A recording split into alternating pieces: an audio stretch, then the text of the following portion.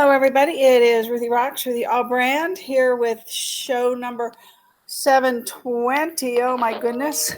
And yes, January 4th, Tuesday. Wow. I think it's going to take me the rest of the week to get my whole life together with my goals and everything. So anyway, downloading some software, getting some issues. So I didn't get all the stats done.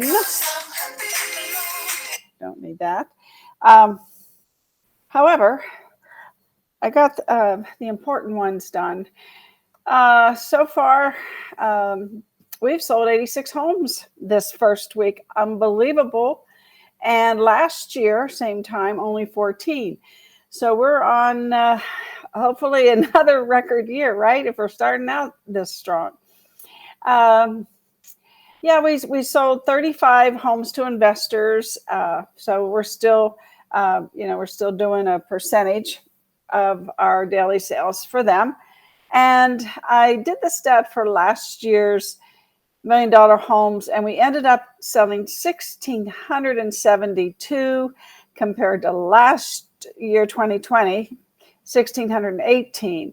So 4.5 sales a day. And we'll see how that continues according to Brian Buffini's bold predictions and Dr. Young. They say the luxury market is not going to be as affected as much as the lower end, and that's due to the interest rates. And I'm going to do a quick check here on make sure you can hear me. Had lots of issues today. See if luxury market is not. Yep, we do. You can hear me. Okie dokie. Yeah, so the market's starting out brisk, and I will finish maybe I will just wait till tomorrow and do the daily stats and save my time today. I have so many things. We're having meetings on goals and things like that with John's team and with our staff in property management and agent formula. So I've just decided this week I'm going to slow down and just do what I need to do for the first week and then hit the ground running next Monday. One of the things we're going to do today is I listened to Brian Buffini. He has gone to a new website for his podcasts, and it's no longer brianbuffini.com. It is now called it'sagoodlife.com. And hi, Karen. Good to see you, my dear. Good to see you. Good morning. Happy 2022.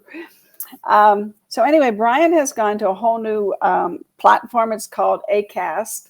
I looked it up, and it's fairly new as well. They've got a lot of options if you're looking to start your own podcast platform. It looks fairly interesting. I just briefly looked at it, so I don't have a lot of things to tell you about it. And my light just went off. This has been my morning, right?